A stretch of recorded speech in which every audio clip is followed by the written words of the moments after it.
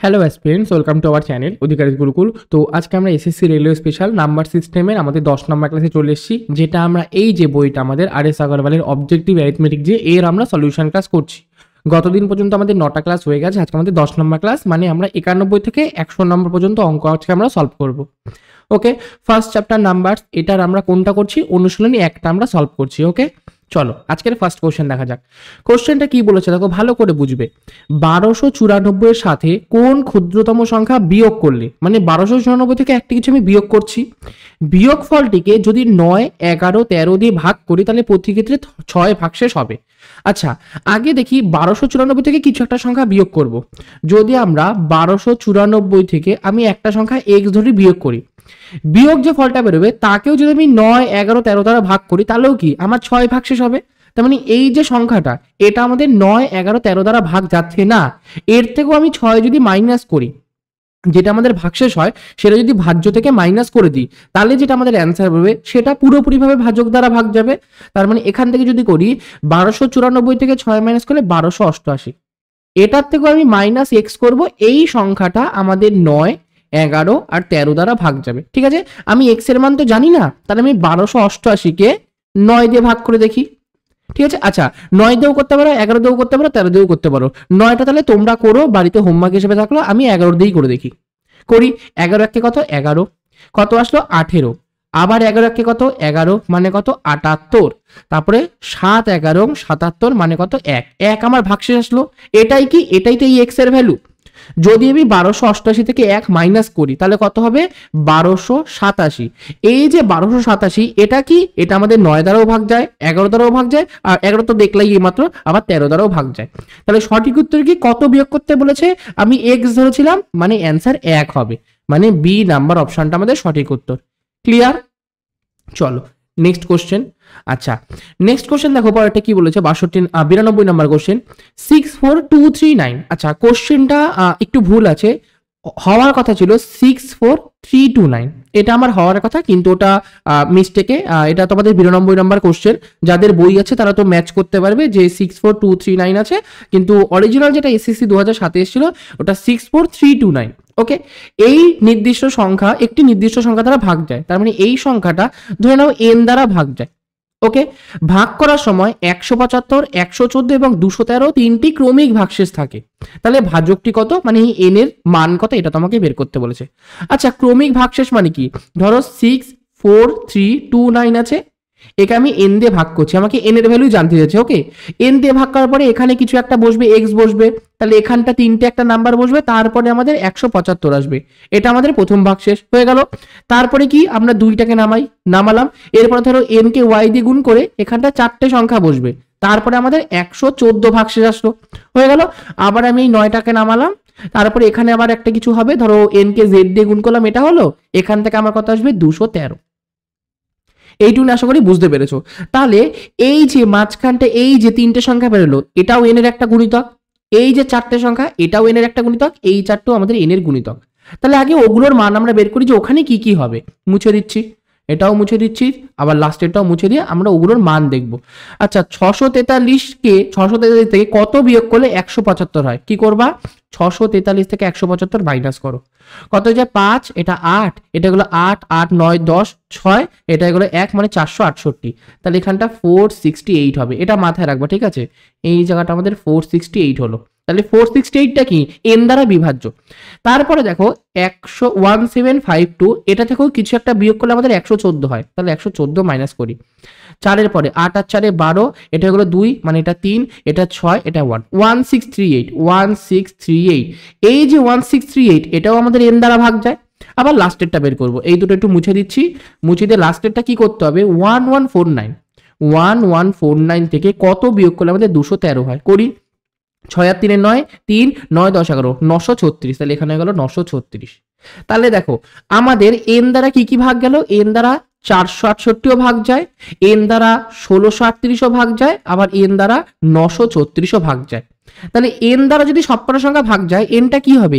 এই তিনটের গসাগু হবে, মানে জিসিডি হবে। এবার এখান থেকে যদি আমি করি কত হবে? আমাদের অপশানে কি আছে? 184, 224, 234, 6000 তো হবেই না, কোনোদিনও এই গসগু এদের থেকে বড় হতে পারে না। আচ্ছা 234 আমি অপশানটাকে নিই, একে 2 দিয়ে গুণ করলে কত, 4 দুগুণে 8, 3 দুগুণে 6, 2 দুগুণে 4, মানে প্রথমটা হয়ে গেল। আবার 234কে কতবার, 8 দিয়ে 7 দিয়ে 7 দিয়ে যদি করি, 4 7 28, 2 3 7 21 22 23, 2 7 2 14 15 16, 2 নাম্বার অপশনটাও হয়ে গেল।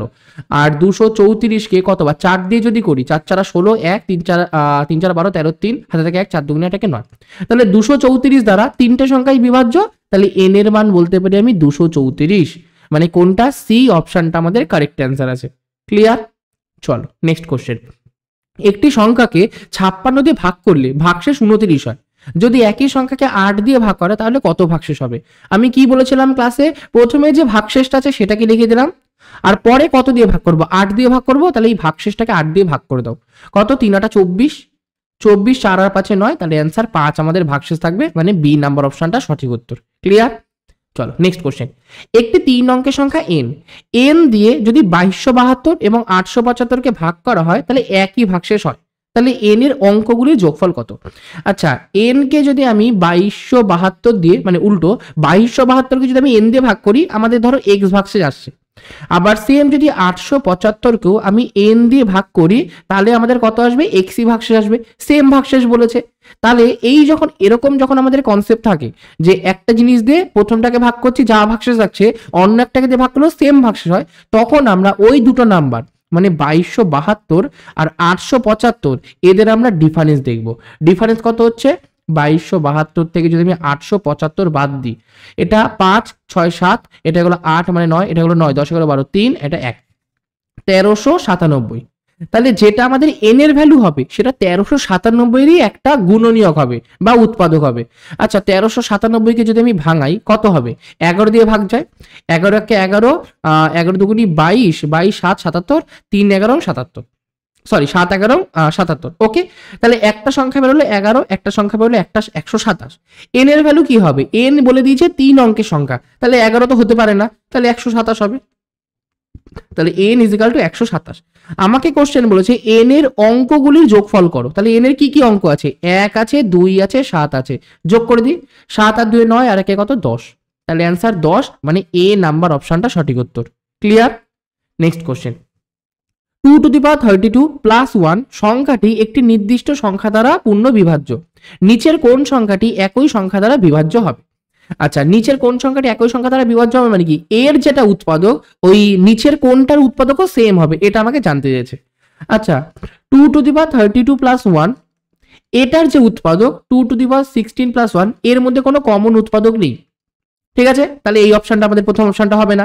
সেকেন্ড অপশন 232 প্লাস 1 এর মধ্যেও, আর 216 মাইনাস 1 এর মধ্যেও কোনো কমন উৎপাদক আমার নেই, তাহলে এটাও আমাদের হচ্ছে না। লাস্ট এখানে 232 আছে, আর এখানে দেখো অপশনে 33 আছে, তাহলে এর মধ্যেও কোনো কমন উৎপাদক নেই, আমরা একবারও বলতে পারি ডি নাম্বার অপশনটা আমাদের সঠিক উত্তর। ওকে, এছাড়াও যদি আমি ট্রাই করতে চাই যে হচ্ছে কি হচ্ছে না, দেখো 296 আছে প্লাস 1 আছে, 296কে 232 পাওয়ারে 3 প্লাস 1 করতে পারি, এটা কিসের ফর্মুলা, এ কিউব প্লাস বি কিউব, মানে এটাকে 1 এর কিউবও করতে পারি।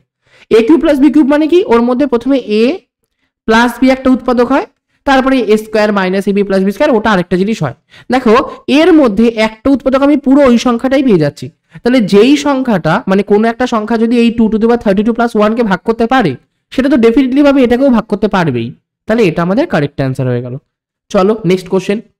1 3 5 এরকম করে 25 সংখ্যাগুলি পরস্পরের সাথে গুণ করা হলে গুণফলটির ডান প্রান্তে শূন্যের সংখ্যা কটি হবে? আচ্ছা আমরা জানি শূন্য কখন আসে, একটা 2 আর একটা 5কে গুণ করলেই আমরা লাস্টে একটা 0 পাই, তার মানে একটা 5ও থাকতে হবে, আবার মিনিমাম একটা জোড় সংখ্যা থাকতেই হবে। এখানে সিরিজটা কি আছে, 1 আছে 3 আছে 5 আছে, এরপরে কত 7, তারপরে 9, তারপরে 11, এরকম করে চলছে, এর মাঝে কোনো জোড় সংখ্যা নেই। আর যদি জোড় সংখ্যা না থাকে, একা 5 কোনোদিনও 0 বানাতে পারে না, তাহলে লাস্টে শূন্যের সংখ্যা থাকবেই না, তাহলে অ্যান্সার কি, শূন্যের সংখ্যা হবে 0টি, মানে 1 নম্বর অপশনটা সঠিক উত্তর, কারণ কোনো 0 থাকবেই না। ওকে চলো নেক্সট কোশ্চেন। n প্রকৃত সংখ্যা হলে 6n² প্লাস 6n সংখ্যাটি কোন সংখ্যা দ্বারা পূর্ণ বিভাজ্য হবে? আচ্ছা 6n² প্লাস আমার 6n, এখান থেকে আমি যদি 6nটা কমন নিই তাহলে কি পড়ে থাকে n+1, দেখে বুঝতে পারছো এটা 6 দ্বারা তো ভাগ যাবেই, কিন্তু শুধু কি 6 দ্বারা ভাগ যাবে, এটা আগে চেক করে দেখি। দেখো 6 তো ভাগ যাচ্ছেই, তাহলে ডি নাম্বার অপশন আছে, শুধু 18 হবে না, শুধু 12 হবে না, হয় 1 নাম্বার অপশন হবে বা 2 নাম্বার অপশন হবে। এবার দেখো n into n plus 1, n into n plus মানে প্রথম একটা সংখ্যা আবার তার পরের একটা সংখ্যা। আমরা কি জানি, পরপর দুটো সংখ্যার গুণফল সবসময় 2 দ্বারা বিভাজ্য, তার মানে এটা তো 2 দ্বারাও বিভাজ্য। আর একটা 6 দ্বারা বিভাজ্য, আবার 6 গুণ 2 তাহলে 12 দ্বারাও বিভাজ্য হবে। ওকে, আমি 6টাকে আলাদা ধরেছিলাম, আবার শুধু এইটুকুনি পেলাম 2 দ্বারা বিভাজ্য, তাহলে টোটাল পুরোটার গুণফল যদি করি সেটা 12 দ্বারাও বিভাজ্য হবে। তাহলে অ্যান্সার বি নাম্বার অপশনটা সঠিক উত্তর। ওকে, ক্লিয়ার? এবার তোমরা এন এর মান যে কোনো একটা কিছু ধরেও নিতে পারো। ওকে, যদি আমি 1 ধরে নিই তাহলে 6 ইন্টু 1 স্কোয়ার প্লাস 6 ইন্টু 1, তাহলে এখান থেকে 12। তোমরা 2ও ধরে নিতে পারো, 2 দুগুণি 4, 4 6 24 প্লাস 6 দুগুণি 12 36, এটাও আমাদের 12 দ্বারা বিভাজ্য। আবার এইভাবেও করতে পারো। ওকে, পরীক্ষা হলে তোমাদের মেন কাজ থাকবে 1 ধরে নিয়ে করা বা 2 ধরে নিয়ে করা, ঠিক আছে? কারণ পরীক্ষার সময় এত কিছু করবো না, আর যদি ফর্মুলা বেসিক আর কি মুখে মুখে করতে পারো ভার্বালি, তাহলে তো আরো ভালো কথা। ঠিক আছে, ক্লিয়ার? চলো নেক্সট কোশ্চেন। একটি সংখ্যাকে 7 দিয়ে গুণ করলে গুণফলের প্রতিটি অঙ্ক 3 হয়, এরকম ক্ষুদ্রতম সংখ্যা কোনটি? আচ্ছা, এমন একটা আমাদের ক্ষুদ্রতম সংখ্যা বের করতে হবে যাকে দিয়ে আমি যদি 7 গুণ করি তাহলে প্রত্যেকটা আমি 3 পাবো। ওকে, আচ্ছা, সবার আগে দেখি এই যে 4টে অপশন আছে তার মধ্যে সব থেকে ছোট কি? এটা 47,000 আছে, এটা 48,000 আছে, এটাও 47,000 আছে, এটাও 47,000 আছে। তাহলে 48,000 তো হবেই না, কারণ ওটা আমাদের ক্ষুদ্রতম না, ওটা আমি পরে চেক করব, এখন আমাদের চেক করার না। সবার আগে চেক করব এটা 47,700, তার থেকে 47,600 ছোট। ওকে, আবার 47,649 থেকেও 47,619 আরো ছোট। তাহলে সবার আগে আমি এই অপশনটাকে দিয়ে ট্রাই করব। তাহলে 47619 একে 7 দিয়ে গুণ করে দেখি প্রত্যেকটা আমার 3 আসে নাকি।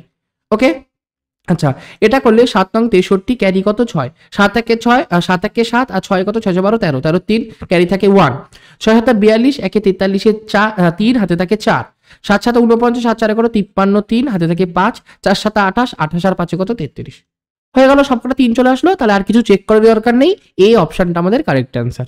ক্লিয়ার? Next question. 3 দিয়ে শুরু এবং 5 দিয়ে শেষ হওয়া 5 অঙ্কের ক্ষুদ্রতম সংখ্যা কোনটি? আচ্ছা, 3 দিয়ে শুরু 5 দিয়ে শেষ, 3 আর 5 এর মধ্যে ছোট কে? তাহলে সবার ছোটটা প্রথমে হবে আর লাস্টে সব থেকে বড়টা হবে, মানে 5 হবে। আর আমাকে কোনো সংখ্যা দিয়ে দেয়নি, তার মানে কি মাঝে আমি শুধু 0 বসিয়ে দিতে পারি। যেহেতু আমাকে কোনো সংখ্যা দেয়নি আমি সিম্পলি 0 বসিয়ে দিতে পারি। তাহলে সব থেকে ছোট কোনটা? 30,005, মানে সি অপশনটা আমাদের কারেক্ট অ্যান্সার। ঠিক আছে, এবার তুমি অপশন টেস্ট করেও দেখতে পারো, সি এর থেকে এটা বড়, আর বি তো বড়ই, আর ডি তো অনেক বড়, কারণ 50,000-এ চলে গেছে। ওকে, চলো আজকে লাস্ট কোশ্চেন। 4টি মৌলিক সংখ্যা ঊর্ধ্বক্রমে লেখা হয়েছে, প্রথম 3টি সংখ্যার গুণফল 385, শেষ 3টির গুণফল 1001, তাহলে প্রথম সংখ্যাটি কত? আচ্ছা, ঊর্ধ্বক্রম মানে ছোট থেকে বড়। ধরে নিচ্ছি প্রথম একটা সংখ্যা এ আছে প্রাইম, আরেকটা বি আছে, আরেকটা সি আছে, পরপর এর থেকে বি বড়, বি এর থেকে সি বড়। এই তিনটের গুণফল বলেছে 385, লিখে দিলাম। আবার একটা বি তো আছেই, সি তো আছেই, আর লাস্ট সব থেকে বড় আমি মৌলিক সংখ্যাটাকে ডি ধরলাম। এই তিনটের গুণফল কত? 1001। ওকে, এখান থেকে যদি আমি বি আর সি এর গুণফল বের করি কত হবে? 385 বাই আমারে, আর এখান থেকে যদি বি আর সি এর গুণফল বের করি সেটা 1001 বাই ডি। দুটোই আমাদের বি আর সি এর মান, মানে বি আর সি এর গুণফলের মান। তাহলে আমি যদি এটাকে মুছে দিয়ে এটাকেও মুছে দিই, এখানেই যদি আমি এটাকে 1001 ডিভাইডেড ডি করি, এটা আমাদের হতে পারে। আচ্ছা, তাহলে এটাকে মুছে দিলাম, এটা ক্লিয়ার করে দিলাম। এখান থেকে কি করব? এখান থেকে এ বাই ডি আমি কত করতে পারি? 385 বাই আমার 1001। ওকে, আচ্ছা, এবার কাটাকাটি করব। 1001 আর ওখানে আছে 385, 11 দিয়ে যাচ্ছে, তাহলে এটা 11 দিয়ে করলে 3 11 33, 5 11 55, এটা যদি 11 দিয়ে করি 9 11 99, আর 1 1 1 11।